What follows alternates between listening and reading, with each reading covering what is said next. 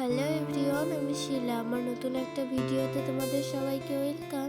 জানো তো, একদিন আগেও আমি ঠান্ডা জ্বরে বিছানা থেকে উঠতে পারছিলাম না, তাই শরীরটা একটু ভালো হতে আমি ভাবলাম যে প্রতিটা সোমবারে যখন আমি পুজো দিতে পেরেছি, তাহলে এটাই বা আর বাদ যাবে কেন।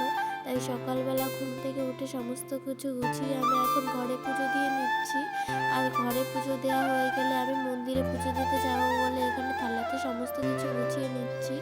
আর আমার প্রচণ্ড ঠান্ডা লেগেছে, তাই ভয়েসটা এমন শোনা যাচ্ছে, প্লিজ সবাই ইগনোর করো।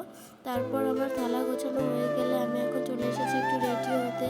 আর এখন দেখো আমরা বাড়ি থেকে বেরিয়ে পড়বো। আর আজকে না আমরা বেশি কেউ যাইনি, অল্প কয়েকজনই গেছিলাম। আর এখানে দেখো গিয়ে আজকে না বেশি ভিড় ছিল না, তারই মধ্যে আমার একটা পার্সেল চলে আসলো। আর এই পার্সেলটা না আমি নিজে অর্ডার দিইনি, আমাকে একজন পাঠিয়েছে।